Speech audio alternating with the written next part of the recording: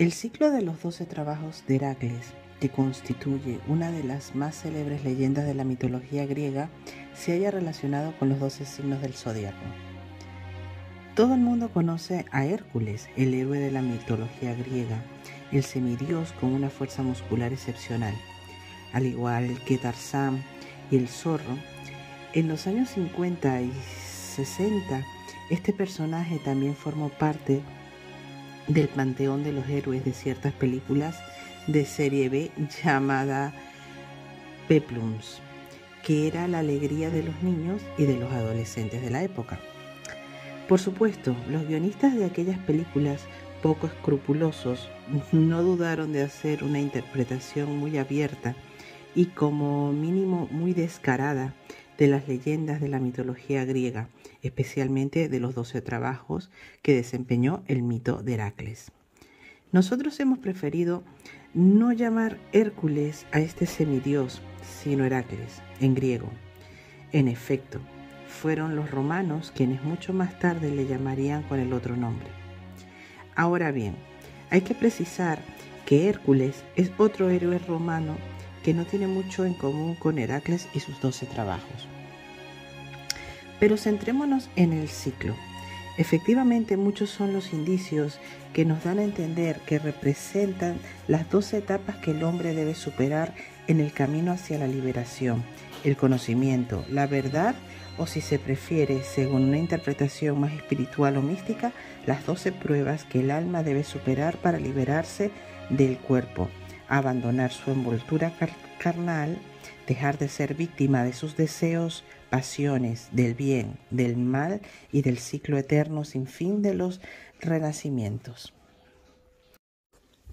Mucho antes de que fueran interpretadas por los psicoanalistas y psicólogos contemporáneos, como tantas otras proyecciones de la psique humana, las divinidades y sus aventuras sobrenaturales eran consideradas por nuestros antepasados como representaciones míticas de las virtudes y debilidades de los hombres y mujeres, sus alegrías y sus penas, sus placeres y sufrimientos, el bien y el mal de los que eran capaces.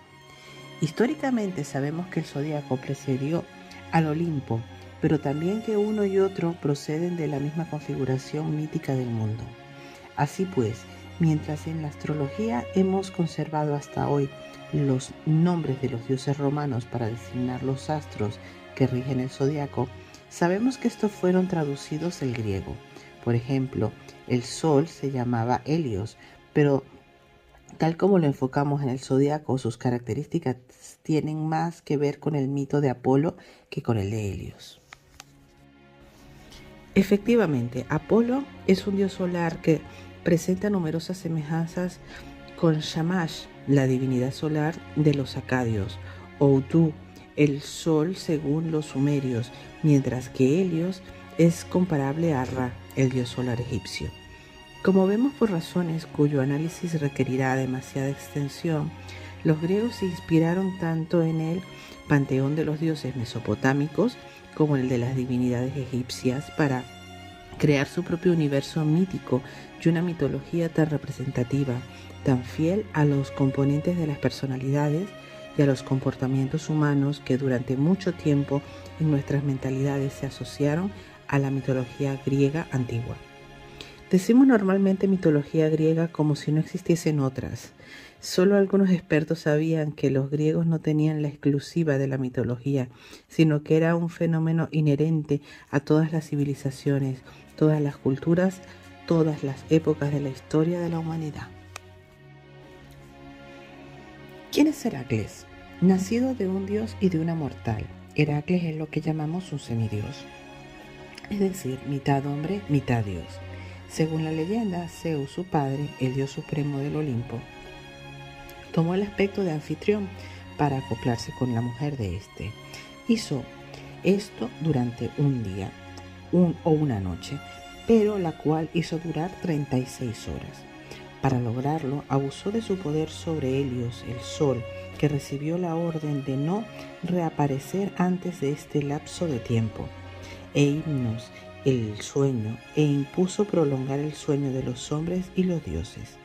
En cuanto a la luna, ordenó aminorar su marcha para frenar la vuelta del sol.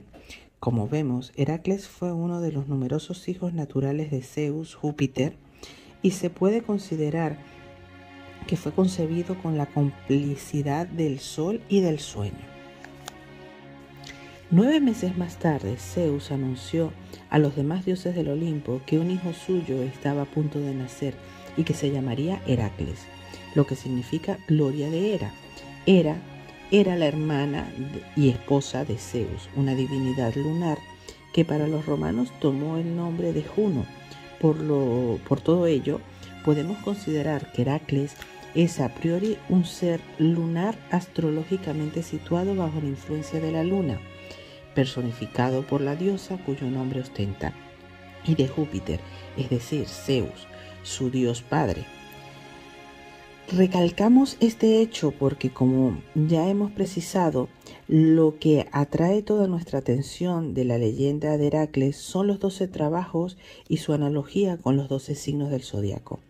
Sin embargo, otro hecho en apariencia anecdótico hasta el punto de que parece ignorado por todos hoy en día, debe destacarse en referencia al nacimiento de nuestro héroe mítico.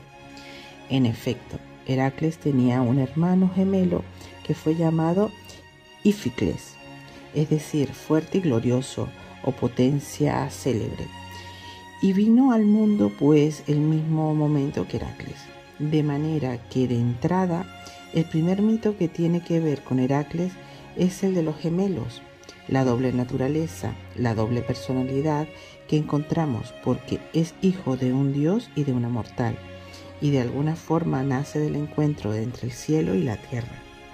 No insistiremos en la infancia, la adolescencia, la educación ni las primeras hazañas de Heracles, ni el poco caso que le hicieron a su hermano gemelo en las leyendas, lo cual prueba que este último es otra figura más de la doble naturaleza de nuestro héroe, sino que vamos a descubrir poco a poco en siguientes vídeos cómo, realizando sus 12 trabajos, simbólicamente hizo el recorrido iniciático del ser en búsqueda de sí mismo y de cómo cada uno de estos trabajos está relacionado con los 12 signos del zodiaco.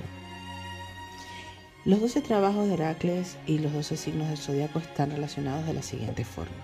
El primer trabajo, el león de Nemea, se corresponde al signo de Leo. El segundo trabajo, la hidra de Lerna, se corresponde con el signo de Libra. El tercer trabajo, la cierva de Serinia, y se corresponde con el signo de Cáncer. El cuarto trabajo, el jabalí de Erimanto, y se corresponde al signo de Capricornio. El quinto trabajo, los establos del rey Augias, y se corresponde con el signo de Virgo. El sexto trabajo, las aves del lago Estínfalo, y se corresponde al signo de Acuario. El séptimo trabajo, el toro de Creta, y se corresponde al signo de Tauro. El octavo trabajo, las yeguas de Diomedes, y se corresponde al signo de Sagitario. El noveno trabajo, el cinturón de la reina Hipólita, y se corresponde al signo de Piscis. El décimo trabajo, los bueyes de Geriores, y se corresponde con el signo de Aries. El 11º trabajo, las manzanas de oro de las Hespérides, y se corresponde al signo de Géminis. Y el 12º trabajo, el cancerbero, y se corresponde al signo de Escorpio.